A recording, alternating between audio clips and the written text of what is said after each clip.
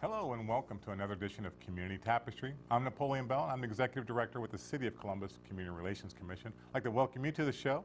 And you know, as always, next to me, who do we have? Miss what? Tony Teague. Miss Tony Teague. She's here with us also, as always, as the co-host of the program. We got a great show in store for you today. Oh but, my gosh, you know, did we ever. great. I mean, there's got to be millions of people watching right now, all over the world.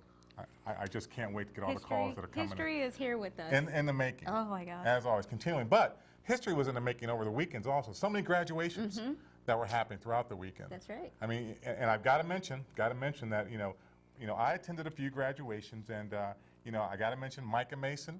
She graduated from New Albany. She's going to be going to Akron University. She's going to be a zip. Yeah, are they zips? Yeah, there's zips up there. Oh, okay. Well, Kangaroos, not like they're indigenous to Ohio, but hey. But hey, that's why they're in Akron, I guess.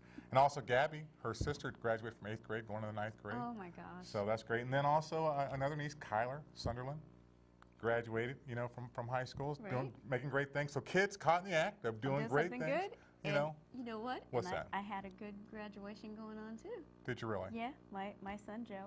Your son graduated what, from first grade, second grade? I wish.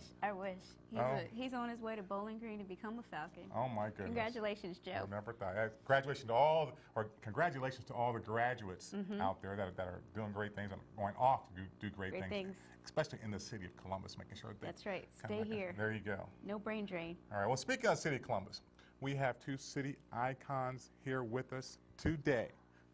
So I just cannot wait to introduce them. So first of all, you'll recognize one because of the great similarities that you have to me. But first of all, I want to introduce Mr. Judge Robert Duncan. He's a graduate of Urbana High School, graduate of the Ohio State University with a BS and College of Law in 1952 as the class president. He's been on multiple boards and associations, the Columbus Bar Association, American Bar Association, the OSU Hospital Board, United Way of Franklin County, and the OSU Board. I mean, there's so many boards that, I mean, you know, there's a long list. He's so many wonderful responsibilities in the city of Columbus. Exactly right. He's done a great job. And you know, with all the responsibilities, he was able to be married for 55 years to a great lady, Shirley, has 3 great children and 4 grandchildren. So definitely doing things right, and currently he's, you know, retired, just kind of hanging out, doing some reading and watching a lot of golf on TV. So we'd like to welcome you to the program, Judge Duncan. Good. I'm delighted to be here with such wonderful hosts, and again in the presence of my old and dear friend Napoleon Bell. So it's good to be here. Well, great to have you here. And speaking of old and dear friends, been a friend of mine for 40-something years. And my father, Napoleon Bell, you know, great to have you here, and graduate of South High School. I should know this by heart. South High School out of Youngstown. That's right, Youngstown. my hometown. Okay. Girls. Thank you very much. All right. Graduate of Mountain Union College, the college that I know I was supposed to go to, but I didn't. Went to Capital. But he went to graduate of Mountain Union College. It rubs it in every day when they win every year in football. Well, he's proud of you anyway. Well, thank you. Yes. And later, he, in 1954, graduated from Case Western Reserve Law School. Also been on multiple boards and associations, the Columbia Gas Board of Directors, Columbus State Board of Directors, chair of the Columbus Urban League, and also the Board of Tax Appeals. And also, a few people might know, but he had signed a contract to play with the Los Angeles Rams in his football playing days. He's married to the most beautiful lady in the world, Miss Dorothy Bell. She's probably watching, I'm sure. And they also just celebrated their 55th wedding anniversary also. So, and has 2 children, Kay Bell Mason and myself, the better looking of the 2. Just kidding, Kay. And it also has 4 grandchildren. Also currently retired, but retired to someplace very warm, someplace not as humid as this, as he graduated or went to Las Vegas. Right. He's been in Las Vegas for about the last 14 or so years, watching sports, and every once in a while dabbles in the casinos out there for relaxation and hitting the buffets. So, and I have to, you know, go assist him in those things every once in a while. So, Mr. Bell, or Father, welcome to the program. Well, it's so nice to be here, and I've watched you grow up, and I must say you do very well. Well, thank you. I take after you, Well, I don't know about that. I hear you. Well, we're going to have some great conversation tonight, because, of being two icons in the city and seeing so much happen. Well, I want to talk about, and we want to talk about, the things that have happened in the past, growing up, and then what has happened to date. So let's first of all go back to times of Youngstown and Mr. Bell, or Dad, I don't know which one to call you. I'd like to talk to you about, first of all, growing up in Youngstown, being an African American up north. People might think that in Ohio that it's that there's no issues with segregation or discrimination or anything like that. In Youngstown, what was that like growing up there? Well, it was quite nice. Unlike Columbus, it was a small town. We enjoyed open occupancy and housing. I think all of the schools were integrated, except in one instance, I know that the local swimming pool was not integrated, which led to a number of incidents. But all in all, I enjoyed it. My mother and father were there, hardworking people. Steel mills were going in great shape. I worked in one of them. I went to South High School. Enjoyed that existence. And I would recommend it really for any family. It gives you a good, solid foundation upon which to build. But we enjoyed it. Okay. Youngstown has changed quite a lot since that time. Oh my, yes. When I was there, the steel mills were going full blast. Now they're all gone. And the housing is not as good as it used to be. Youngstown used to be a city of almost 200,000. Now it's probably less than 100,000, or right at 100,000. But I understand that there's been some improvements since I left many years ago. I left Youngstown pretty much right after high school. Went to the service, and out of the service in the college. And I haven't been back since then to live. But it was a great time for me. I think gave me a good, solid foundation, which we enjoyed, my brother and I. Wow. So Judge Duncan, what about you? Coming out of Urbana? Urbana is a very delightful community, and it has lovely old houses, wide streets, a wonderful place to grow up in. You could get a population of about, that time, about 9,000 people, and with a rather large African American population. And like most northern communities, the Urbana was practicing de facto segregation, and almost everything was overtly segregated in the city other than the public schools and the library. There was one public high school and one parochial school.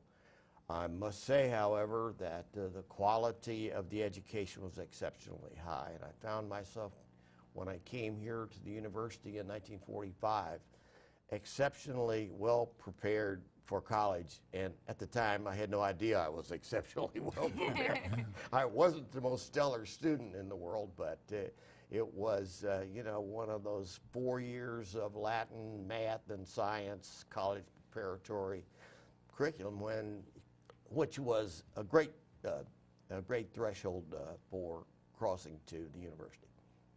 Now, I know that part of our conversation, we definitely want to touch on, segregation and your role in the desegregation of Columbus City Schools, but let me go for a minute to you talking about being prepared for college, and this is for both of you.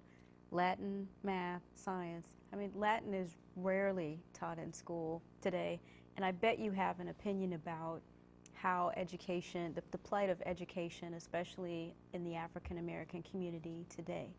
Can you give us your thoughts about that? Well, the traditional thought-provoking dynamic of college preparatory education, it seems to me that language is a good academic discipline to learn to think, and then of course Latin is probably not as utilitarian as some of the other languages, but it does get you to examine sentence structure, tense, and construction, which is extremely important, particularly in all forms of communication, both oral and written. But more than that, I think the concentration on foreign languages is essential to a good life in a globalized economy. So it was a situation where there were caring teachers who just did not want you to fail. And even, it may seem somewhat paradoxical in the overtly desegregated community of public accommodations, but I really didn't feel that through my public education I was overtly segregated. You know, except we had some problems with prom night and things like that, but other than that, it was a wonderful experience, a wonderful education. The community was, although overtly segregated, lots of people in both the black community and the white community that were very eager to help somebody that wanted to enhance their education. Mr. Well, Terrell. I found Youngstown to be much similar to Urbana. Small town, hardworking people, and being prepared to go on to college, I think was not held by many because it was a steel town. Most people felt they'd left high school and went to work in a steel mill. But it was good, solid, sound living, and I thought that my youth was well spent in Youngstown, although I went to the Army right after graduating from college. And I spent 2 years in the service. So, well, let me also then give our viewing audience an opportunity to give us a call also at 645-6557. That's 645-6557.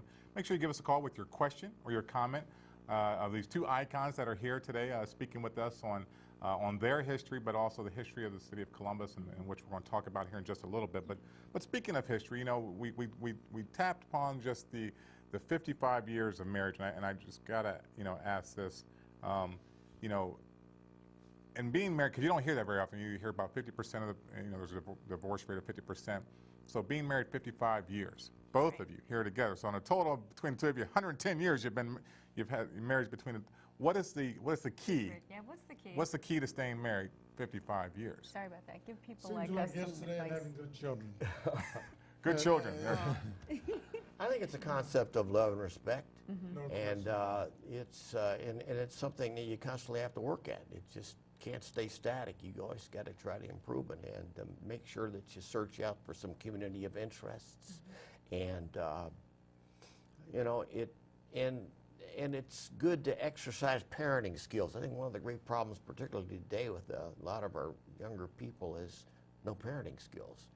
And I think when you have a wife that you can cooperate with and learn with, then I think your parenting skills get sharper and you do better.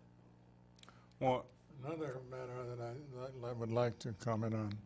In my home, we always sat down for dinner at the same time. My mother, my dad, and my brother and I. We had that. In fact, if you weren't there, you didn't eat, practically. So that was an hour that we all got together every evening. It was designated time.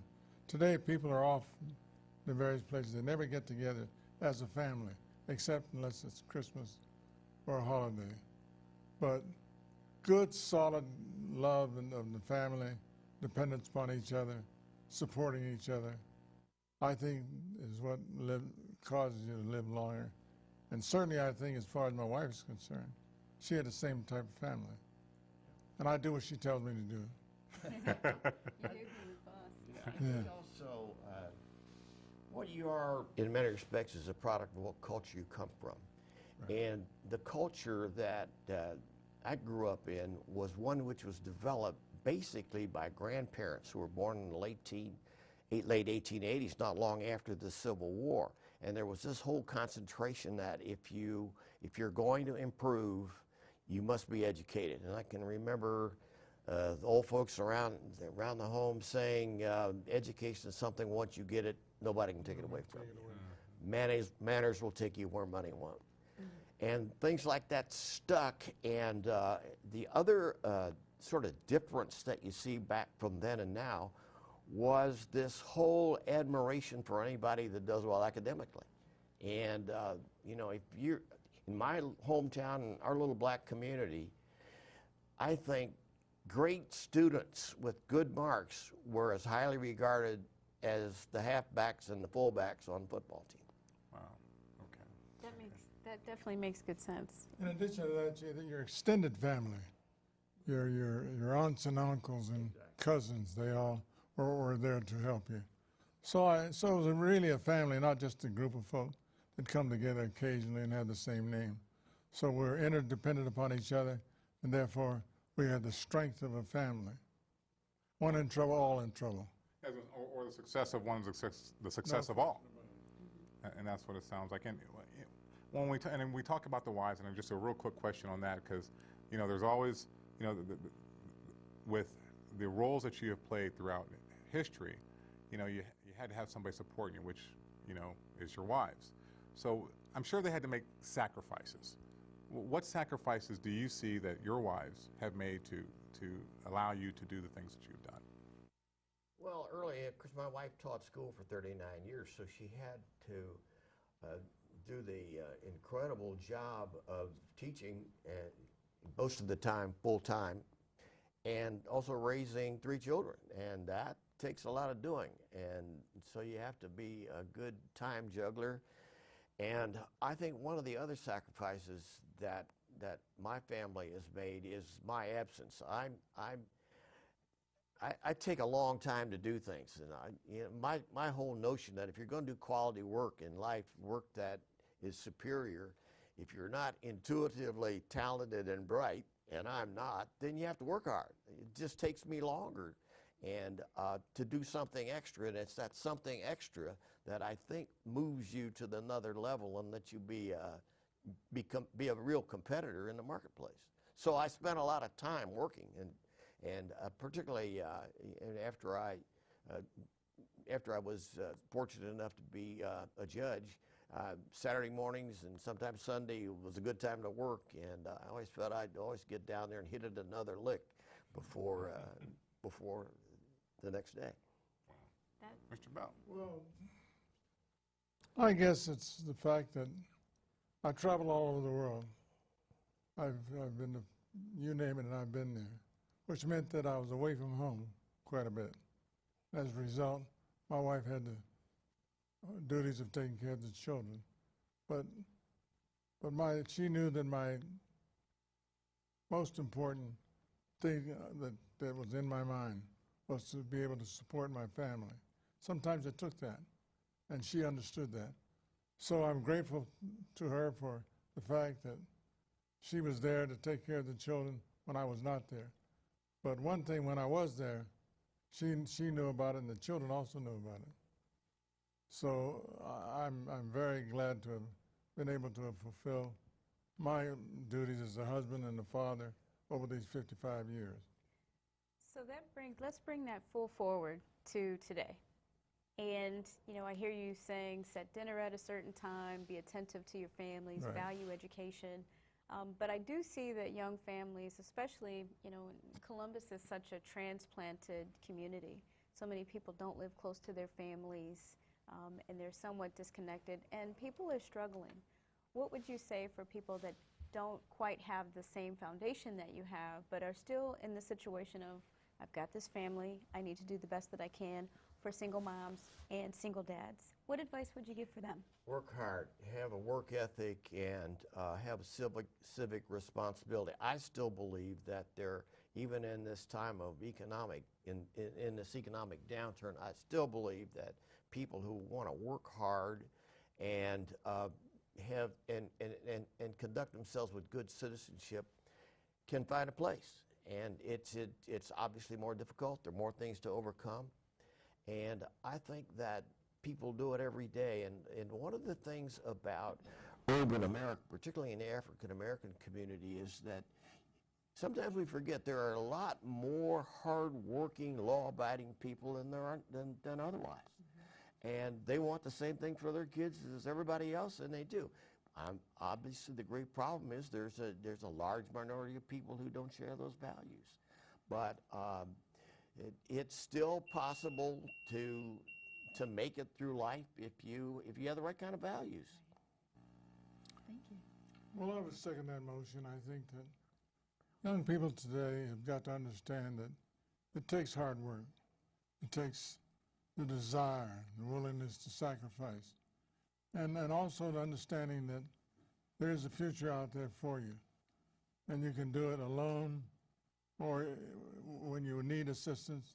Hopefully there'll be somebody there on which you can depend upon. Looks like we have a caller. Oh, yeah, we do. We have a caller on the line. Caller, are you there with your question or your comment?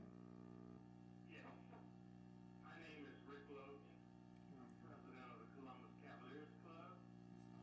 And I want to personally thank both gentlemen publicly for all their leadership and what they've meant to me during my years of working in Columbus Public Schools and being the president of the Columbus Cavaliers Club, one of the oldest black men's clubs in the city of Columbus. Both of you gentlemen have been mentors for black men working professionally in the city, and I want to personally and publicly thank you. Well, thank you. Thoroughly familiar with the Cavaliers and all their years of service and just wonderful social activity. So Cavaliers are just outstanding. So thanks a lot. Well, you know, that makes Columbus, I think, rather unique, because the Cavaliers Club has existed for over 50 years, but they have a counterpart to Merrymakers also. Two clubs here in this town. Both have houses. Both have had a history of doing things in the community.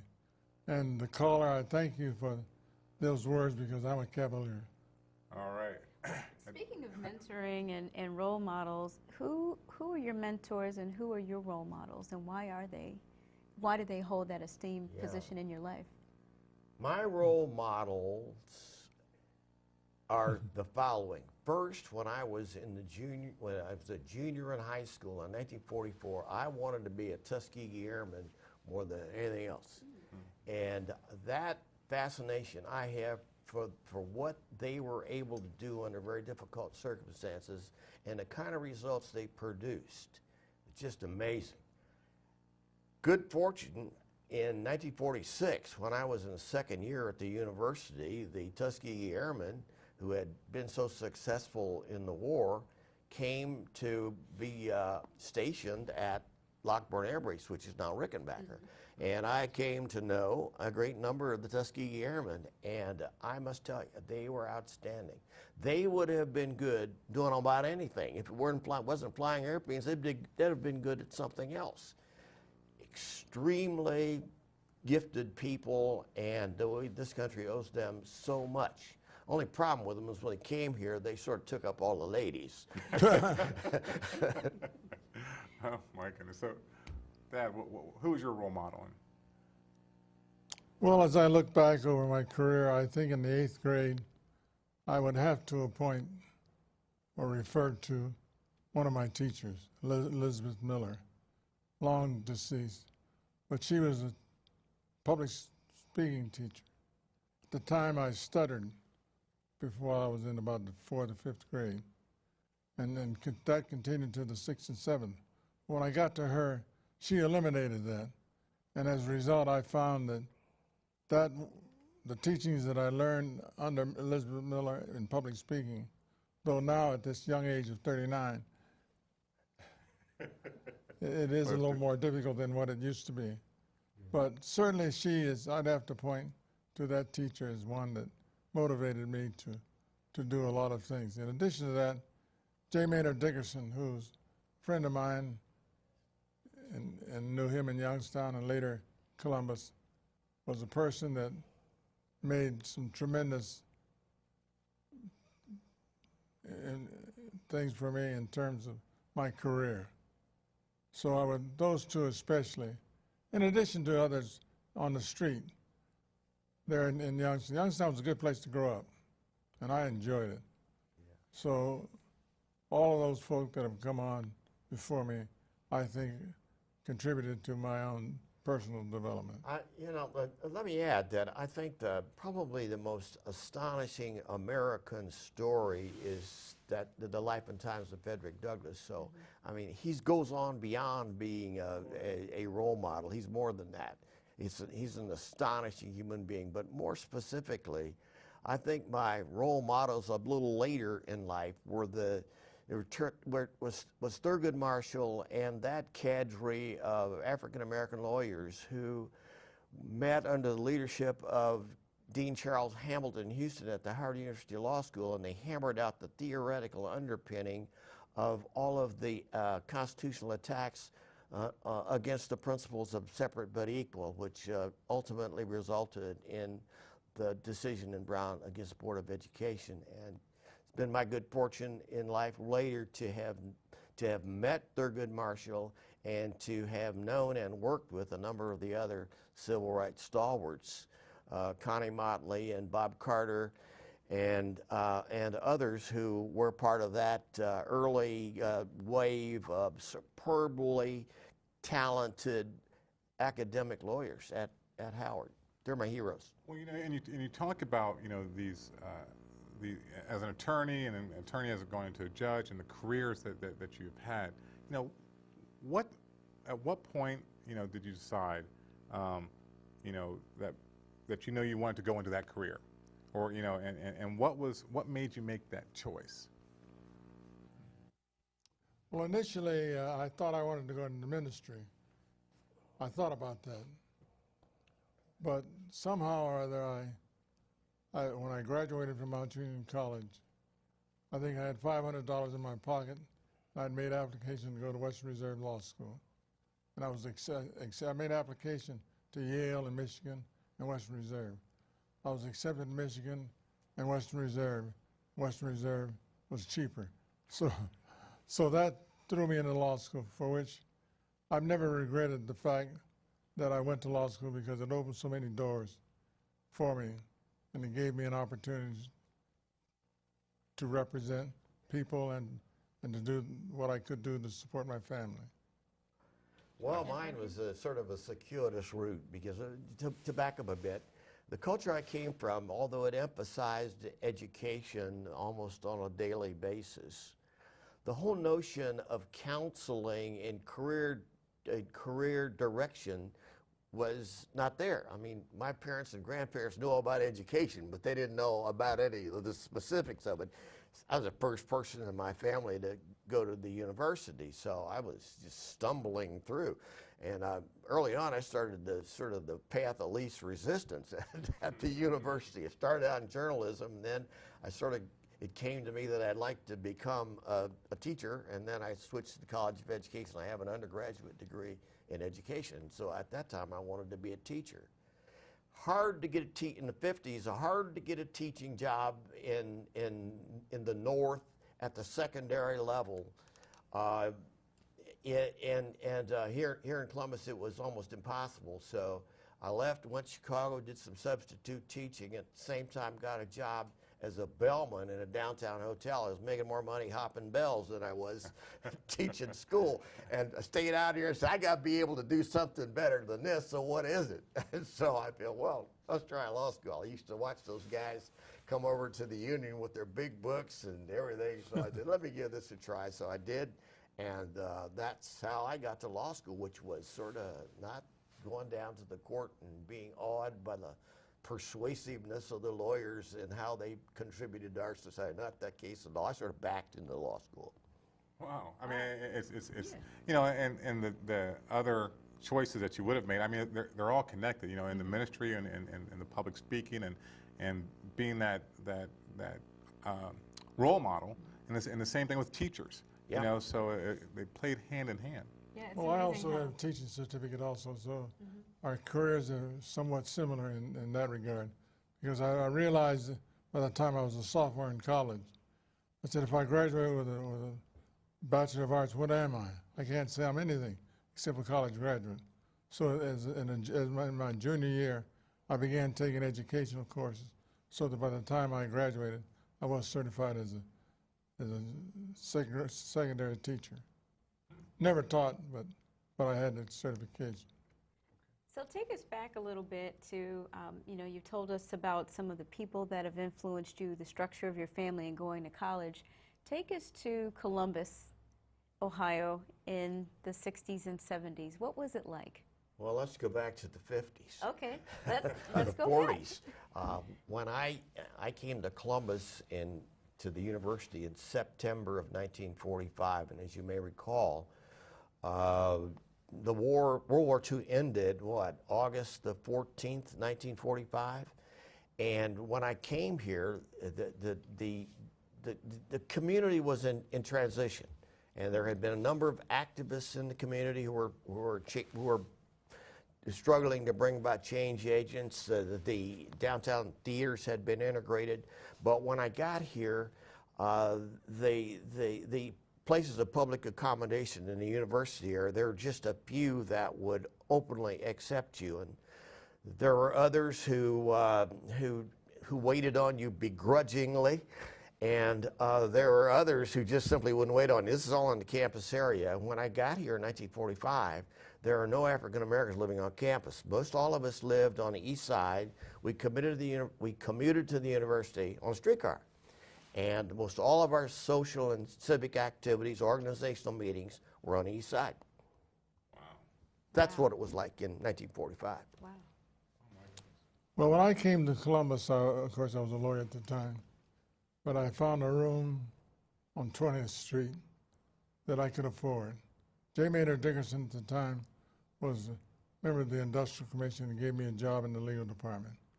So that was a means of my being able to support myself locally. But, at that time, there were a lot of problems.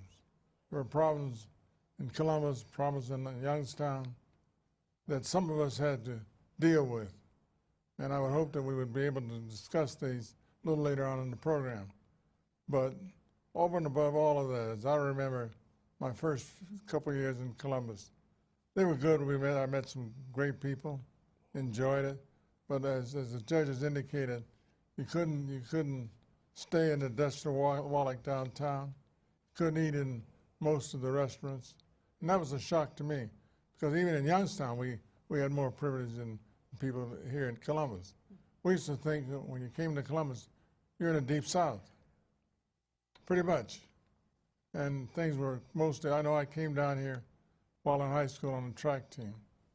The team stayed at the Dexter Wallach and the Neal House. I had to stay at Spring Street YMCA. And not that I disliked Spring Street, but there was no way that I could stay with the team in the Dexter Wallach or Neal House or any other hotel in town.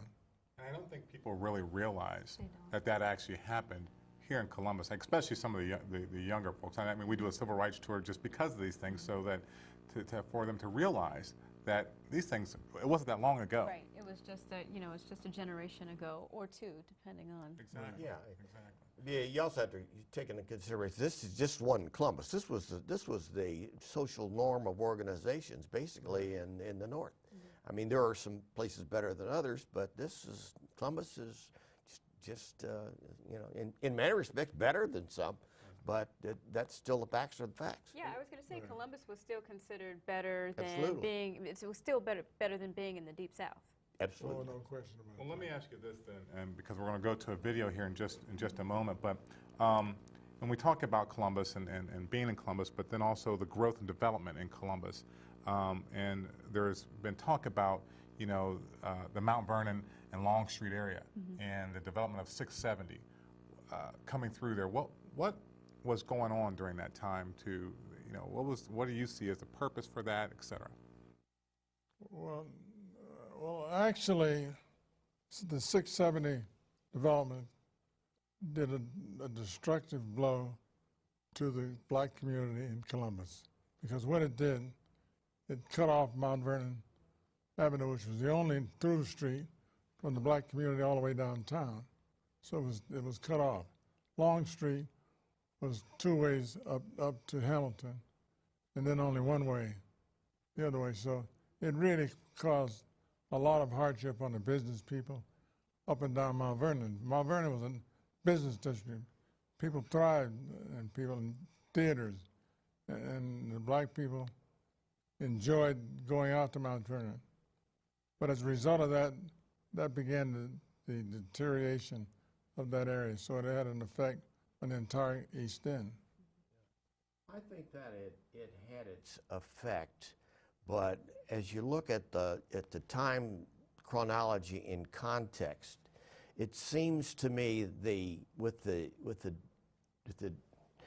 end of overt social racial segregation, I think it was just a matter of time before African Americans lived in other places. As they accumulated more earnings, they could buy bigger houses and better houses, and they left. That's one of the issues right now. The black middle class is all over this community, and so I guess it was one of the costs, so to speak, of a more integrated, less segregated community. So the choices were: are you going to have the disruption of the black community, or are you going to have integration across town? So I am for having the integration across town. Well, let me ask you this, because that brings to a good point. And with my father, though, because you started a mortgage company called Beneficial Acceptance Mortgage Company, and there was a reason for that that dealt with housing. What was going on then to cause you to have to develop this mortgage company? Well, there are a multiplicity of things that brought that on. And as I look back over that period of time, the cutoff of Mount Vernon Avenue was just one of the things that occurred. There was a bond issue, school bond issue, that came along at the same time. At the time, I happened to be president of the Urban League and also on the Chamber of Commerce. Chamber of Commerce was supporting the bond issue. And the bond issue was requiring the development of new structures out around the city to support the mass migration from inner city to the outer city. And as a result, somebody had to buy the houses that they were leaving. The banks heretofore were not willing to provide adequate financing for black members to purchase a house anywhere. But because the white flight to the suburbs was causing a problem in the inner city, then financing was available. So as a result, a lot of folks were able to go ahead and buy houses all the way out to Eastgate, which heretofore had been all white. But it opened it up, as the judges indicated, it opened up housing for people of color in places where heretofore they weren't able to purchase. Yeah, you also have to remember that there was this device called a restrictive covenant, which was a part of deeds, which required that property grantors, the grantees would promise that they would sell a house to anyone other than a Caucasian. And of course, the United States Supreme Court found that provision unconstitutional in the late 40s. Let me add this, if I may. Beneficial Acceptance Corporation is a mortgage loan company certified by FHA, and we with the help of a number of brokers, were able to aid those that wanted to purchase houses in areas heretofore which they could not, because we could provide the financing. So I had an opportunity to do that along with a number of other people. Okay, well, yeah, that was very interesting, because I always wondered, you talked about that before, and the impact, the positive impact that allowed the African Americans to be able to purchase homes that, and you really just don't think of these things now in today's terms, but it was very real back then. And so what we're going to do is we're going to go to a video actually that was shot celebrating the 50 years of Brown versus Board of Education that was done at OSU, and I think we have it queued up with both of you were panel members at that particular event. And let's see if we can roll that here in just a moment. Historically, as you know, public education especially was not for everybody. Certainly wasn't for women. It was not for African Americans, because when we learned to read, we were equipped. So society did not believe in public education as such. And so that's one of the reasons it is taking so long. Plessy versus Ferguson was decided, I think, in 1897. Board of Education against Brown versus Board of Education was in 1954. 58 years between the two. Pennick versus Board of Education was in 1977. And now here we are, 2004. 108 years involved in litigation about public education, and we still haven't gotten it right. So I must conclude that there just isn't the type of commitment on the part of all of us to public education. Advocacy, which resulted in Brown against the Board of Education, and I was really proud of that. My fellow officer from Charlotte said, you know, Bob, this is going to cause a big, big problem. And we're going wrong. It has caused a big problem. I don't think the Supreme Court of the United States would have ever imagined all of the resistance that would be met in the implementation of school desegregation in Maryland. So you'll all recall that it was a year later that the United States Supreme Court was compelled to again decide a Brown case, Brown 2, which the court held that, you know, there was a contention that we won't do it anymore, just leave us alone, and we won't segregate anymore, leave everything like it is. And of course, the Supreme Court in Brown 2 said, no, you have to desegregate with all deliberate speed. And I remember Justice Thurgood Marshall was asked, what does that mean? And he says, it means we're going to go slow. Well, very, very interesting. I mean, you know, let me go to Mr. Bell here just real quick, and then to you, Judge, because you talk about commitment. You talked about the commitment being put forward by the administration and then I guess just the people in general to actually making a change or making a difference in the school system. You know, as I said before, at that time there was a bond issue, and there were various people on either side of the bond issue. But some of the things that I think really affected the whole proposition of integration in housing and desegregation of schools. Lazarus, C.Y. Lazarus had been approached by the people of Sears and J.C. Penney's. They wanted Lazarus to move in with them to establish the regional shopping centers. Well, Lazarus downtown brought people from all over the central Ohio. It was a thing that fed the downtown area. It was great. C.Y. Lazarus felt if he did this, the downtown store would die. He was so right. It's no longer in existence. But as a result of moving to the regional shopping centers to support the new development, residential development that was going around the city, that's one of the things that caused us, shall I say, the support of black people being able to purchase houses left by white flight to the suburbs. But in hindsight now, and I might say the Urban League at that time did support the bond issue, in spite of the fact a number of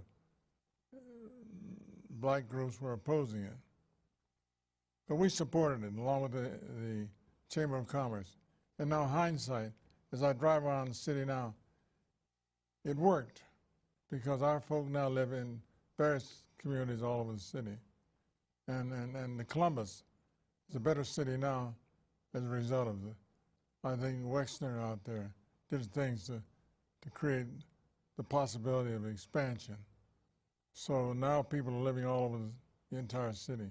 And though I've been away for the last 13, 14 years, I'm back now for the first time in a number of years. I've seen the development, and it's outstanding. This city is growing. So all of those things that occurred, which may not have, at first blush, been good, but now as a result, they have been benefit to this city, which has now become a great city in Ohio. Excellent. Well, and Judge, you know, back then when we're talking about the Brown versus Board of Education of Topeka, but then also with Pennick versus the board, you know, we had 110,000 students in Columbus public schools, 28% of them black and 71% of them white, in which closer to half the schools were segregated. So what was the, and you apparently were just appointed by Nixon, was it Nixon, during that time that you got this case?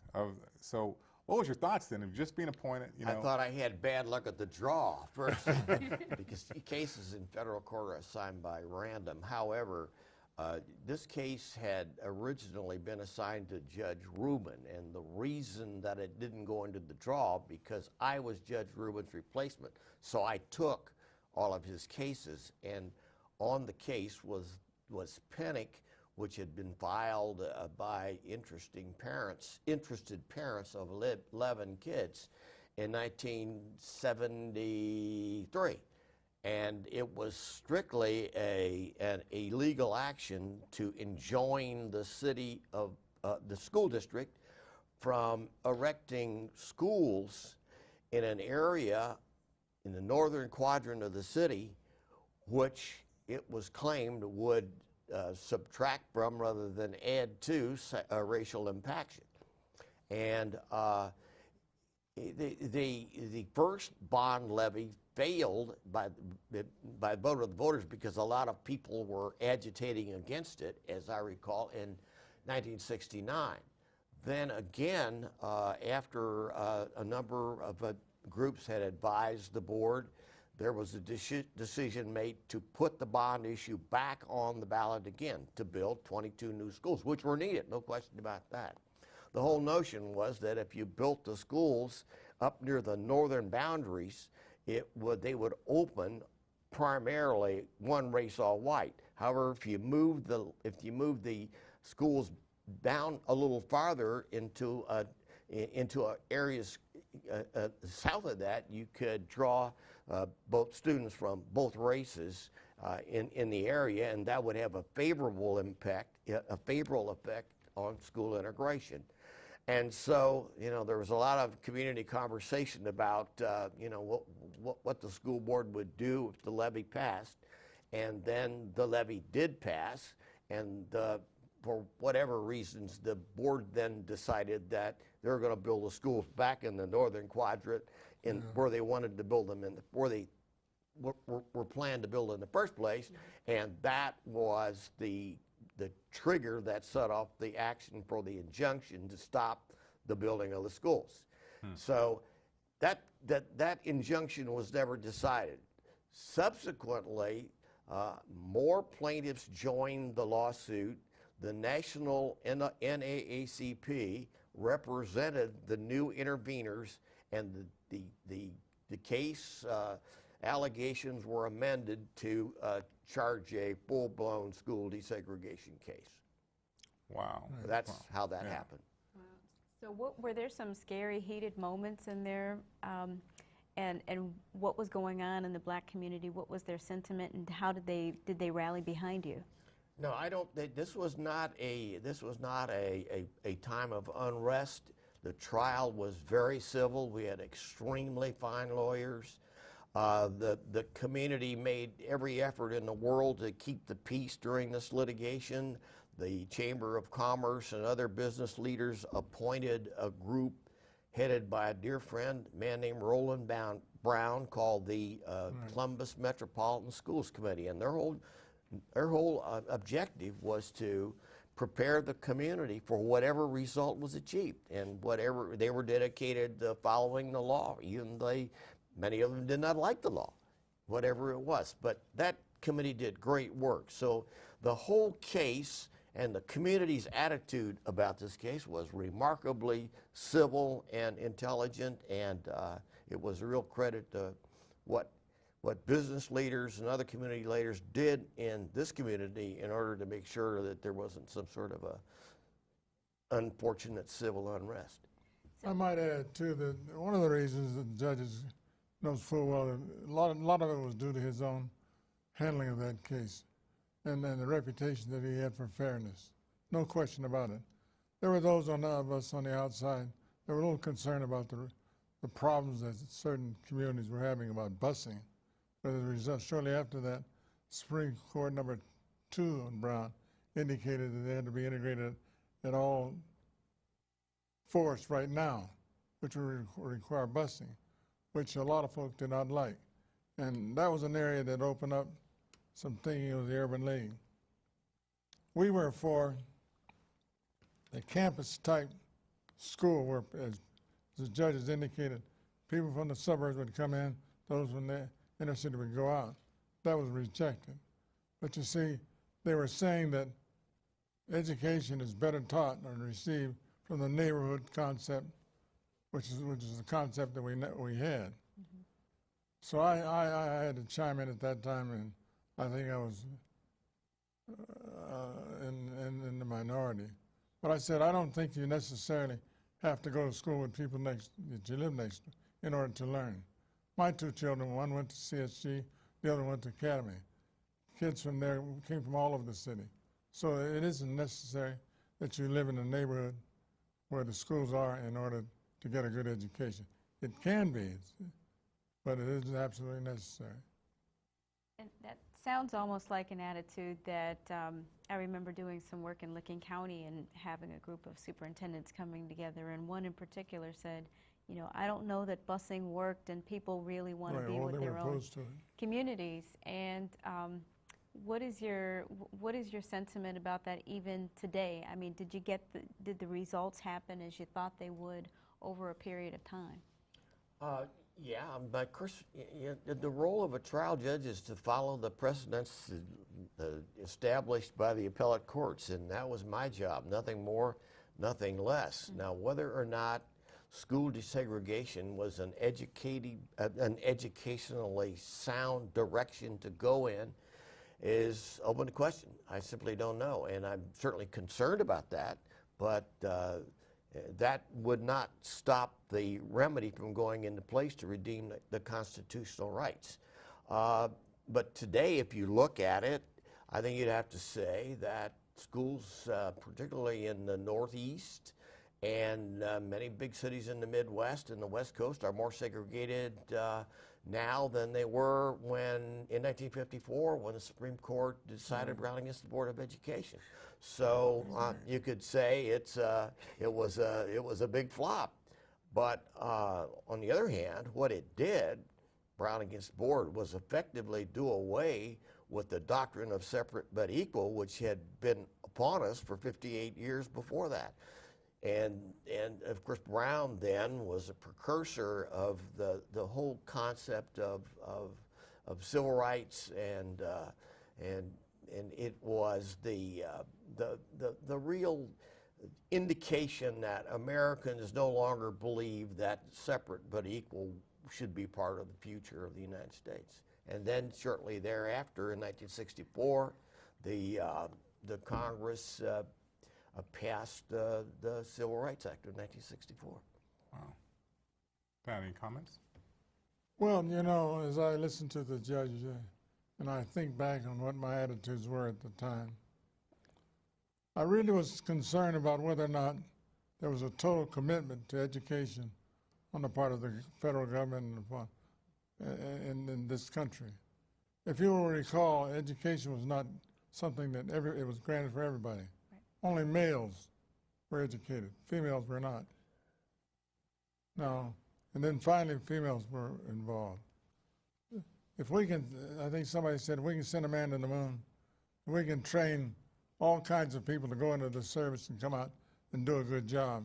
Why can't we train children from K through 12 to be motivated to achieve?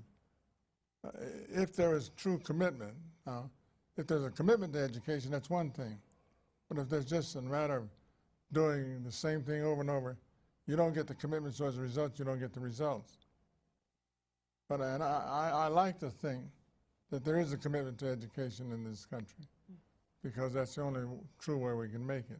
But I think we have to be extremely careful about what we do and how we apply, and because we're just going over and over. Plessy versus Ferguson was 50 years ago, more than that, 100 years ago.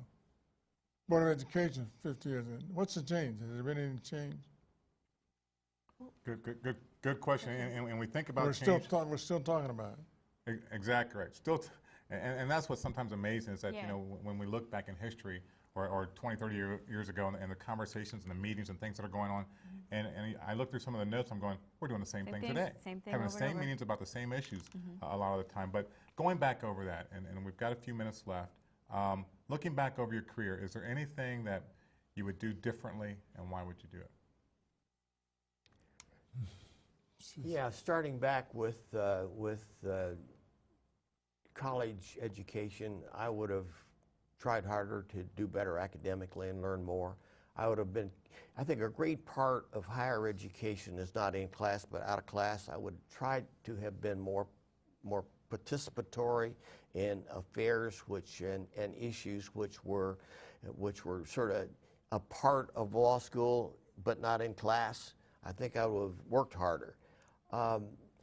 You know, I also think that if I had it to do over again, I would like to, higher education is a great time for introspection. What are you like? You know, I think you have to examine yourself and make personal improvements. And I think there are any number of personal improvements I would have liked to have made. I wish I could have been more assertive. I wish I had better skills of communication. And I wish that I would have spent more time with my children when they were growing up. And those are all things I'd like to do over. Very true. Dad? Well, there are probably a lot of things I wish I'd done differently, but I think I'd have to conclude that I worked as hard as I could. And as I sit back now and look at the events of the past and try to incorporate them into the present, I think we really did a fair job. However, I'd like to know the secret. You know, we talk about education as though it's some strange thing. You can take 5 young men or young women who are bad in the education system, put them in the Army. 6 months in the Army, they grow up. They find something that they can live for or die for. Why can't we do the same thing in the education system? Why can't we teach these young people, we have them from K through 12.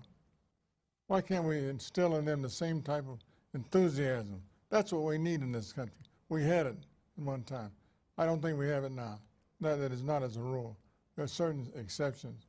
But I think we've got to get back to where we want to do something. Sending a man to the moon or to Mars. Sitting here, I saw you fooling around with a cell phone. Country code, city code, dollar number in Europe and talk to somebody. Why can't we get that type of attitude among our people and develop the type of relationship and advancement and support that is possible for us, rather than saying, well, we don't want you here because you're black or you're Hispanic or you come from another area. That's the problem that I see now. And it isn't getting any better. Very good point. That's a very good point that we have to end on. We run out of time. Thank you. But we so appreciate the conversation and knowledge that has been imparted in this program. And I can't say enough. But you understand what I have to follow in the footsteps of. Big shoes to follow, but you're doing a good job. Oh, I'm You're trying. doing a good I'm job. trying. Yes, Well, once again, thank you, both of you, so much, Judge. Thank you. And Attorney Bell, and Napoleon Bell. Thank you, son. I appreciate it. Thank you. It's good being here. Good Great. It being is a here. good show. Once again, I'd like to thank you for allowing us into your home Thank and you. being having you in our home, but also make sure you hit us up on Facebook at NAPBELL, that's NAPBELL, to be a part of the programs and more information about what we're doing as our family of shows for the CRC every Wednesday night at 7 p.m. So on behalf of myself, Napoleon Bell, And Tony Teague? we'd like to thank you for being a part of the show, but also we will see you next time. Have a great week and take care.